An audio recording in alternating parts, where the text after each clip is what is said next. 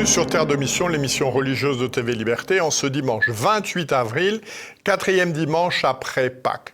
3 séquences. Tout d'abord, une rencontre avec Karen Darentière, qui a traduit en français l'ouvrage qui vient de paraître de Monseigneur Schneider, Credo, compendium de la foi catholique.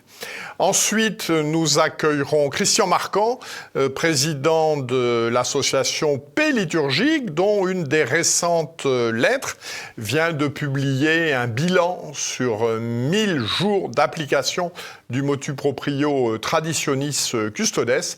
Et enfin, Jacques Glière, qui est rédacteur en chef de la publication Famille d'abord, éditée par le Mouvement catholique des familles.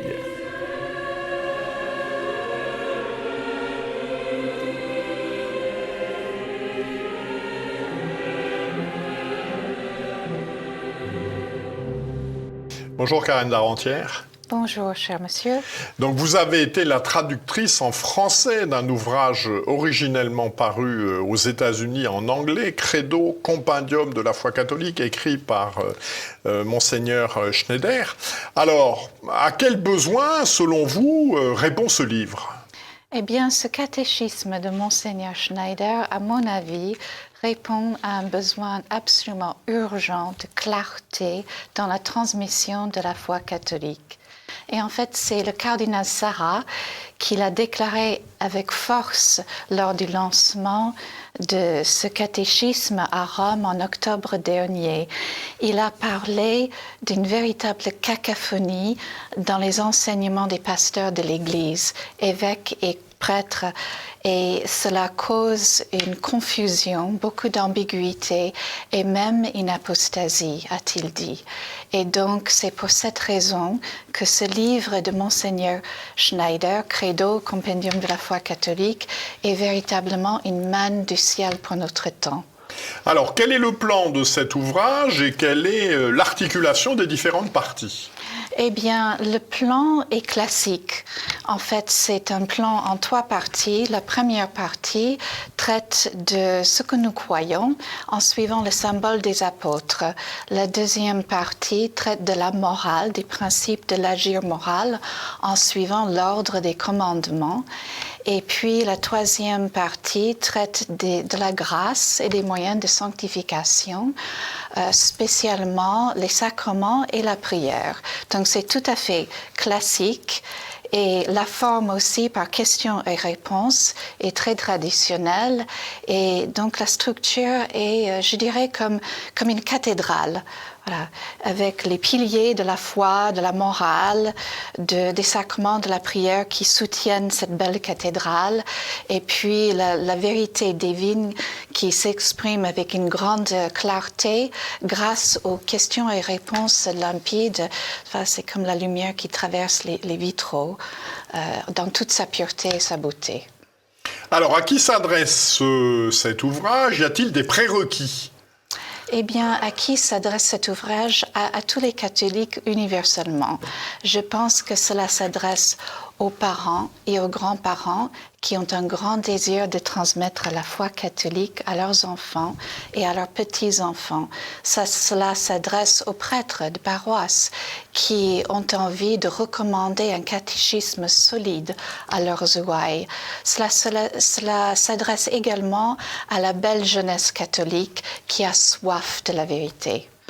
Et les prérequis, eh bien, je dirais que c'est simplement un grand désir de mieux connaître pour mieux aimer la foi catholique, et aussi, c'est très très important concernant ce catéchisme, un grand désir de se prémunir contre toutes les erreurs de notre temps, parce que c'est la particularité de ce catéchisme de répondre à tous les problèmes de l'actualité, toutes les erreurs qui règnent dans l'Église depuis plusieurs décennies.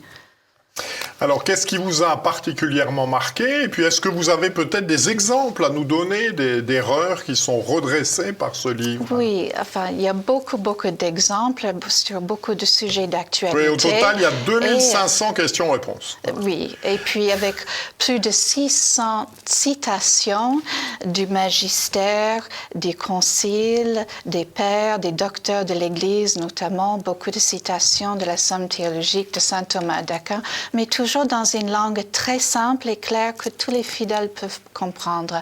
Mais voici un exemple.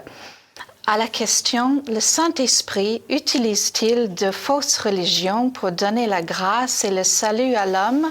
Il répond « Non. Bien que Dieu puisse donner des grâces à un homme qui pratique une fausse religion, compte tenu de son ignorance innocente et de sa bonne volonté sincère, de telles grâces ne seraient d'aucune façon dues à la fausse religion elle-même ou à sa médiation. Au contraire, la grâce peut être donnée à l'homme malgré son erreur et afin de le conduire de cette erreur à la vérité de la juste foi. Voilà une réponse claire, concise et complète. C'est merveilleux. D'autres choses qui vous ont marqué peut-être en faisant cette traduction, est-ce que c'était facile à traduire?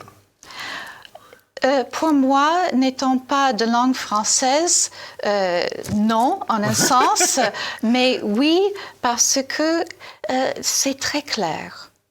Très clair. Chaque réponse à chaque question était formulée dans une langue à la fois très précise, exacte et claire. Donc, en réalité, c'était facile à traduire. Voilà, parce que tout est très clair, très facile à comprendre. Mais je dirais ce qui m'a touchée le plus, c'est que ce catéchisme a été dédié à tous les mères de tous les temps, et spécialement de notre temps, qui, malgré toutes les persécutions, ont transmis à leurs enfants la pure foi catholique, avec le lait et l'amour maternel. Et pourquoi est-ce que cela m'a touchée? Parce qu'en fait, je pense que ces paroles s'appliquent également à Monseigneur Schneider en tant qu'évêque, parce qu'il a le grand désir de transmettre la foi catholique dans toute sa pureté et avec un grand amour paternel. Alors, quel a été l'accueil fait à ce livre? D'abord dans sa version aux États-Unis, donc en langue anglaise, en France. Quel soutien également a-t-il reçu? Eh bien, pour le soutien, il a le soutien majeur du cardinal Sarah, comme je l'ai dit au début, parce que le cardinal Sarah a déclaré que c'est une œuvre d'une très grande importance qui vient à point nommé.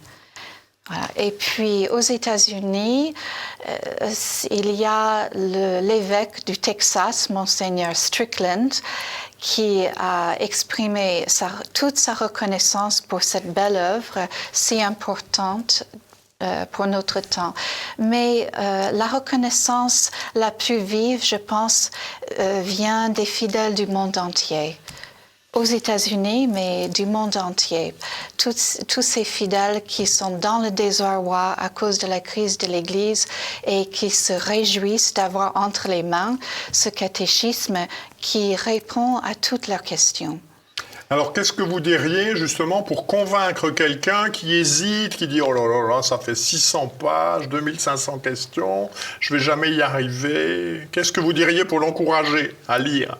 Mais si, vous pouvez y arriver très facilement. Et en fait, quand on commence, on a envie de continuer. Et si on cherche simplement une réponse à une question, on n'a qu'à consulter l'index et regarder la question concernée, sans lire tous les livres. Voilà, il y a un plan et un index qui permet, on se pose une question, d'aller chercher ce que l'on cherche. On peut s'en servir comme d'un dictionnaire, chercher ce qu'on veut, mais en réalité, quand on commence à lire, on a envie de continuer. Que souhaitez-vous nous dire en conclusion? En conclusion, je répéterai simplement que ce catéchisme de Monseigneur Schneider est véritablement la solution à la crise actuelle, parce qu'il répond à toutes les erreurs de notre temps, c'est une véritable manne du ciel pour notre temps. Merci beaucoup. Et merci de cette présentation et j'espère que beaucoup parmi nos téléspectateurs pourront lire et vous apprécier également votre travail. Je vous remercie. Merci, monsieur.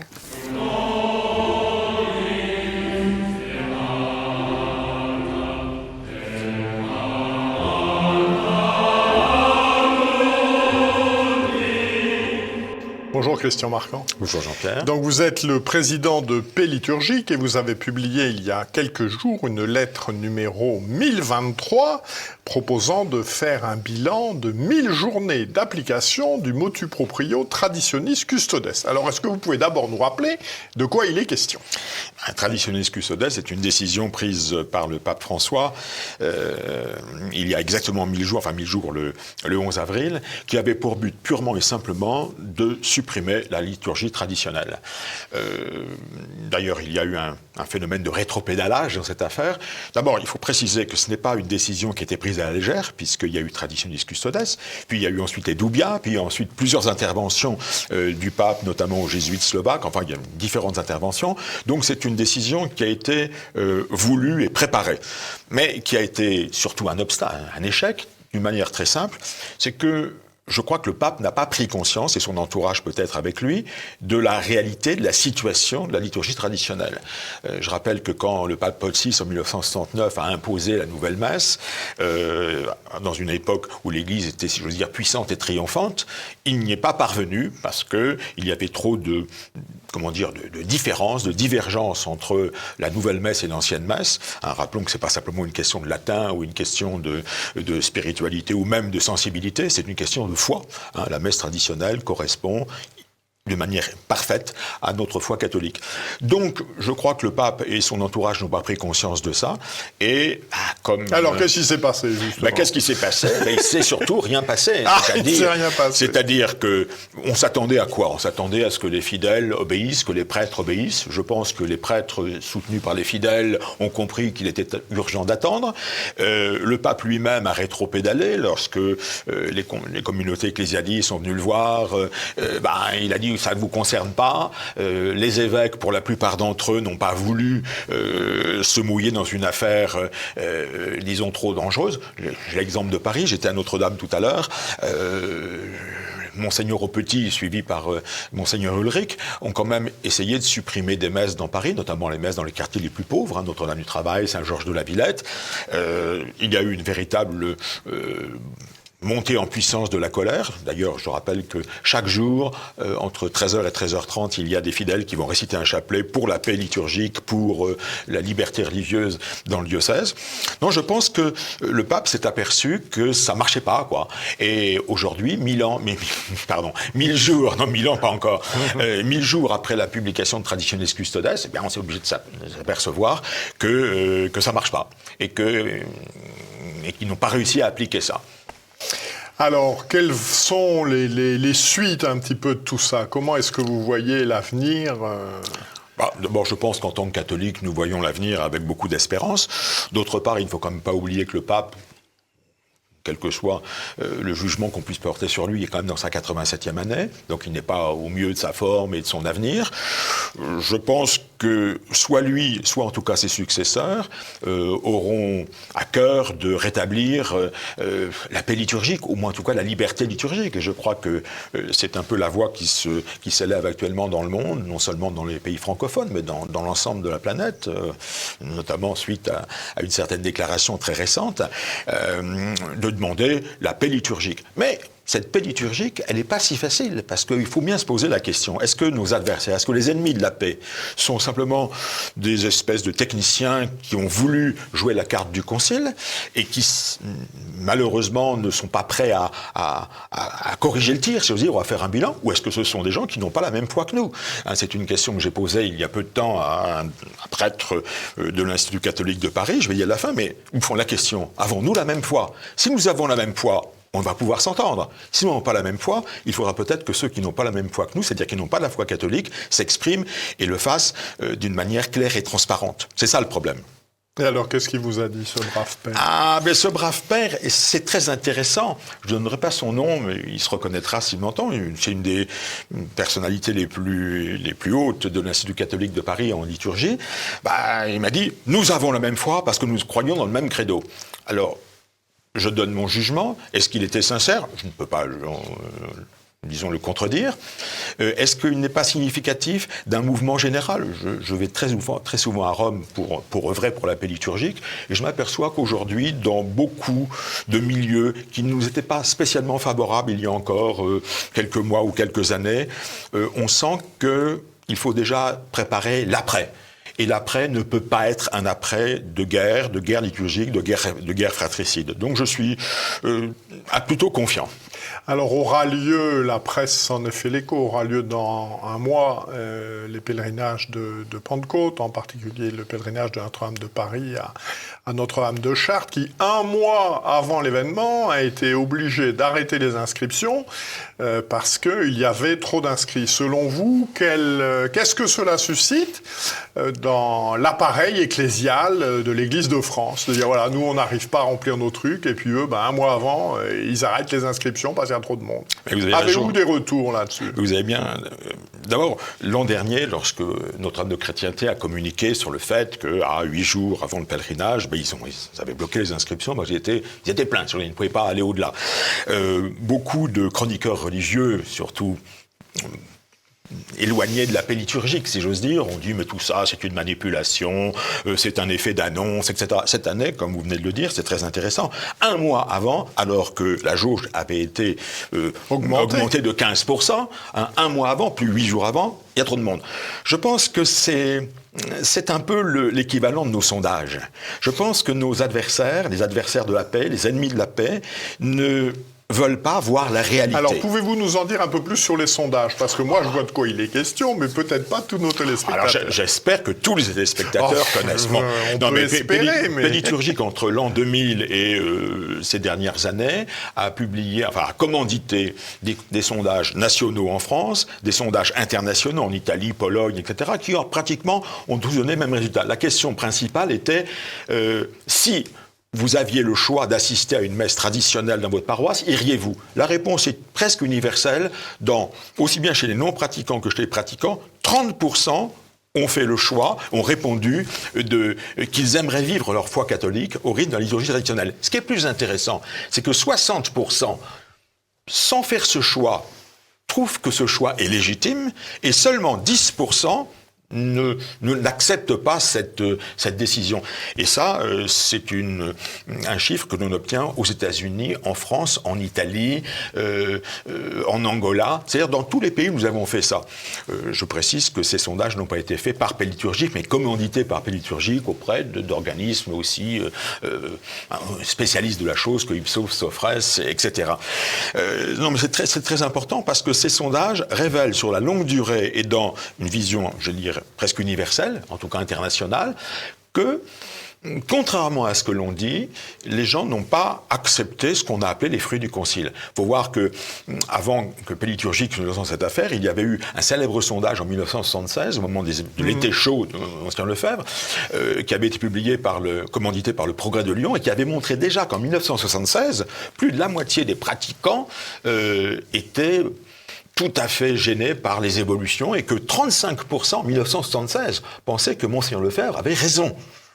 Et que le Concile avait été beaucoup trop loin. Donc le vrai problème des ennemis de la paix, c'est que depuis maintenant plus de 50 ans, ils refusent de regarder les choses comme elles sont. Derrière un maquillage qui est de dire, au fond, d'une certaine manière, les fidèles ont joué le jeu, et ce qui s'est passé depuis 50 ans, c'est ce que voulaient les fidèles. Non, pas du tout, c'est pas ce que voulaient les fidèles le montrent. Et d'ailleurs, ils le montrent aujourd'hui par d'autres, avec leurs pieds. Un spécialiste de la vie religieuse italienne vient de publier un livre montrant que la pratique religieuse en Italie s'est effondrée de 30% à moins de 10% aujourd'hui. Donc ce qui s'est passé en France, où nous sommes en dessous des 2%, ce qui s'est passé en France se passe maintenant dans tous les pays d'Europe occidentale. Dieu soit loué, c'est pas tout à fait le cas en Afrique, où les évêques restent justement un petit peu plus orthodoxes, si j'ose dire, ou même en Amérique, où l'esprit de la pratique est davantage soutenu. Mais en Europe occidentale, je pense qu'il faut que nos évêques, s'ils ont la foi catholique, s'ils sont sincères, nous écoutent comme des pères et nous laissent vivre, comme disait Monseigneur Lefebvre il y a quelques années, même quelques décennies, laissez-nous vivre l'expérience de la tradition. Je pense qu'aujourd'hui, on leur dit, laissez-nous tranquilles, nous sommes vivants, nous ne demandons rien d'autre que le droit d'exister. Alors sur ce sujet, justement, le 22 avril dernier a été diffusé un appel à la liberté entière de la liturgie traditionnelle auquel vous vous êtes associé. En quoi consiste cet appel ? Cet appel, il faut bien le préciser, n'est pas une pétition, n'est pas un mémorandum, je dirais, qui a pour but d'imposer quelques points de vue à l'ennemi. C'est simplement un appel à la paix, un appel à la justice, un appel à ce que l'Église puisse vivre je dirais bien sûr dans le respect de la foi, ça c'est une chose évidente, mais que tous les fidèles puissent vivre enfin au rythme spirituel et doctrinal qui est le sien. Mais j'en reviens à la question, et je pense que cet appel qui est déjà en train de traverser la planète dans toutes les langues, puisque je sais qu'aux États-Unis, je sais qu'en Allemagne, je sais qu'en Italie, il a déjà été relayé, donc alors qu'il est quand même relativement publié depuis peu de temps, et je crois que vous en savez plus que moi, puisque vous en êtes l'auteur, mais ça c'est une toute autre affaire. Je pense que cet appel, on en vient toujours à la même question. Si nos évêques, si les évêques, si le Saint-Siège est de bonne foi et qu'il veut la vraie paix entre les fidèles, la paix et la charité, eh bien, je rappelle que Jean 23 avait dit le premier mouvement œcuménique, c'est la charité entre frères. Eh bien, je pense que si on a envie de faire ce mouvement œcuménique avec nos frères séparés, je pense qu'on pourrait déjà commencer à balayer devant notre porte et à le faire entre nous, de manière à au moins se supporter et se respecter. Mais j'en viens à la même question, est-ce que c'est possible ou pas ?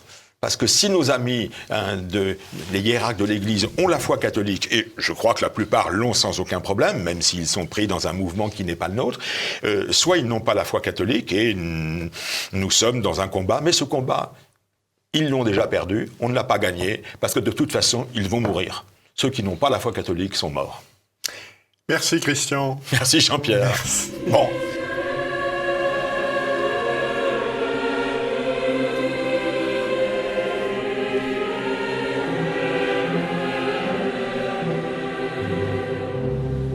Bonjour Jacques Glière. Bonjour Jean-Pierre. Donc vous êtes rédacteur en chef de la revue Famille d'abord, qui est la lettre du Mouvement catholique des familles. Alors, quel est l'objectif de cette publication ? À qui s'adresse-t-elle ? Alors, cette lettre, cette revue plus exactement, est une revue trimestrielle qui est destinée aux adhérents du Mouvement catholique des familles et qui a un double objectif, un objectif de formation sur les questions d'éducation principalement, mais pas seulement, tout ce qui a trait à la famille, et puis un objectif d'information sur l'actualité qui intéresse la famille. Je pense aux questions familiales, l'inscription de l'IVG dans la Constitution par exemple, le projet de loi sur la fin de vie, les déclarations romaines au sujet de la famille, etc. Voilà. Alors, qu'y a-t-il dans ce numéro 54, donc de mars 2024 ? Quel en est le sommaire ? Alors, nous proposons d'abord dans chaque numéro un dossier assez substantiel, un dossier thématique qui permet d'aller un peu en profondeur. Et dans ce numéro 54, nous nous sommes intéressés au sujet suivant, le goût de lire à l'ère numérique. Et en effet, nous pensons que lire est devenu un acte de résistance à l'industrie du divertissement numérique qui cherche à accaparer nos âmes, nos cerveaux et puis surtout ceux de nos enfants. Et donc transmettre le goût de lire à nos enfants est vital si nous ne voulons pas les voir donc se transformer en zombies, plongés dans un monde virtuel, incapables de comprendre le réel. Et nous partons dans ce dossier d'une analyse du livre remarquable de Michel Desmurger, « Faites-les lire » pour en finir avec le crétin digital, livre qui revient en détail sur les dégâts provoqués par l'invasion numérique dans nos vies et les bienfaits intrinsèques de la lecture sur le développement des enfants. Et donc, nous donnons dans ce dossier des conseils et des témoignages pour développer et encourager la lecture, aussi bien chez les adultes que chez les enfants. Lire avec ses enfants, par exemple, participer à un cercle de lecture, s'abonner à une revue de confiance telle que Plaisir de lire, qui chaque mois propose des conseils de lecture. Voilà le dossier, le contenu de notre dossier. Nous avons également une partie actualité qui revient sur la déclaration fiducia supplicans, qui a fait couler beaucoup d'encre. Et nous revenons dans ce numéro sur les fortes réactions que ce texte a déclenchées, ainsi que les politiques familiales mises en place en Hongrie depuis 10 ans, et puis tout récemment en Italie, et 2 pays de culture catholique où le taux de fécondité est dramatiquement bas. Et l'analyse de ces politiques familiales, et particulièrement celle de la Hongrie, donne une idée du chemin à parcourir.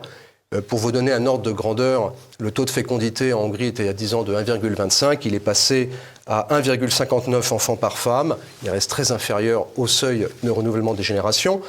Mais au moins, une dynamique positive est créée.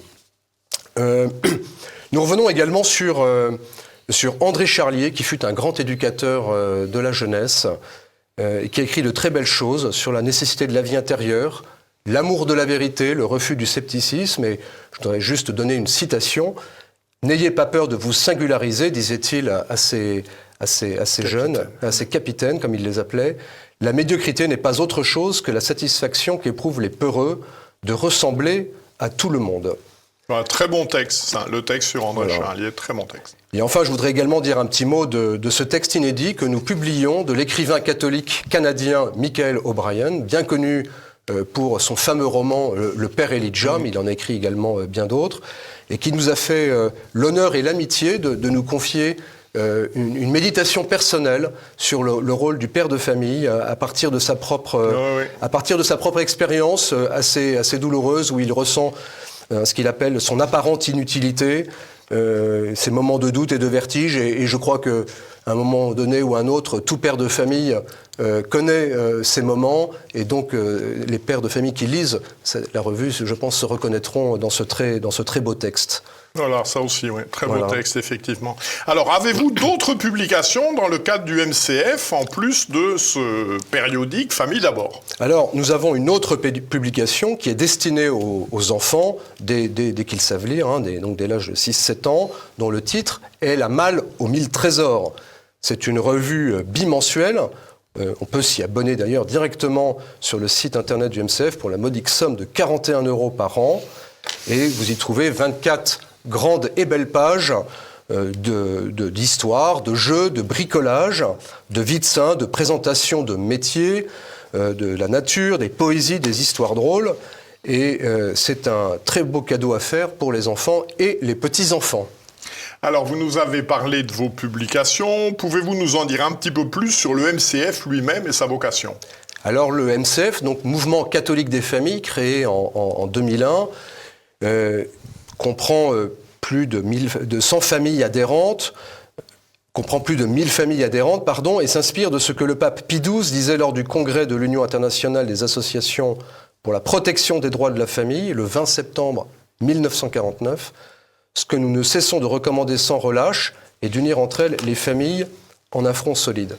Alors il n'aura échappé à personne que les temps sont durs, que l'institution familiale, cellule de base de la société, est attaquée de toutes parts, que l'éducation des enfants et la vie conjugale sont rendues très difficiles, et que nous vivons dans une structure de péché, pour reprendre l'expression du pape Jean-Paul II, c'est-à-dire que la société est structurellement organisée pour détruire la famille. Et dans ces conditions, le mouvement catholique des familles, grâce notamment à ses généreux donateurs, a pour objet une entraide d'éducation, c'est-à-dire d'aider les familles à faible revenu à donner une éducation authentiquement catholique à leurs enfants. Il a vocation également à aider les familles ayant des enfants handicapés à pouvoir les scolariser dans ces écoles hors contrat authentiquement catholiques, au même titre que leurs frères et sœurs, et à financer ce que l'on appelle des assistantes d'enfants en situation de handicap, des AESH. Ça, c'est pour la partie entraide. Et puis, il y a toute une partie formation qui se déroule au sein de nos cercles, en région parisienne ou en province, et ainsi 70 cercles sur l'ensemble de la France, et même quelques cercles en Belgique. Formation qui s'effectue donc au sein de ces cercles, et puis également à travers la revue dont nous avons parlé. Et puis il y a un certain nombre d'événements qui viennent rythmer la vie de l'association, nous organisons 3 forums métiers par an pour éclairer les jeunes sur leur choix professionnel. Donc des forums organisés avec des gens dont c'est vraiment le métier et la vocation. Nous organisons également 2 sessions de fiancés par an pour les futurs jeunes ménages qui sont désireux d'approfondir leur préparation au mariage et d'avoir le témoignage de foyers un peu plus anciens, expérimentés. Une journée de formation pour les cadres du mouvement et enfin un congrès annuel de 3 jours qui rassemble parents et enfants. Alors justement, ce congrès donc, qui aura lieu le 5, 6 et 7 juillet prochain sur le thème « Transmettre notre culture à nos enfants ». Alors de quoi s'est-il question? Où est-ce que ça se passe et comment s'inscrire? Alors le congrès se déroule donc début juillet, comme vous l'avez dit, du 5 au 7 juillet sur le site de la Martinerie dans l'Indre, près de Châteauroux. C'est un congrès qui s'articule entre conférences magistrales, ateliers thématiques et moments conviviaux. Et le thème de ce congrès est transmettre notre culture à nos enfants. Et donc nous aurons à l'occasion de ce congrès un certain nombre de conférences, dont notamment celle de maître Jacques Trémollet-de-Villers, et bien d'autres qui viendront parler de l'importance de la transmission de la culture, et puis après des sujets plus ciblés sur la musique, la lecture, le patrimoine, etc. J'ajoute que ce congrès est une opération logistique d'envergure, puisque nous accueillons plus de 600 personnes à cette occasion, dont près de 250 enfants de tout âge, depuis les tout-petits, la garderie, jusqu'aux jeunes adolescents, à qui nous avons concocté un programme tout particulier. Voilà. Et pour vous donner un ordre de grandeur, c'est 80 personnes qui sont dédiées à la logistique de ce congrès. Merci beaucoup. Nous vous souhaitons un bon congrès. Donc cette émission s'achève. Nous nous retrouverons la semaine prochaine. Que Dieu, qui est Père, Fils et Saint-Esprit, nous garde. Bon dimanche et bonne semaine à tous. Merci beaucoup. Merci Jean-Pierre.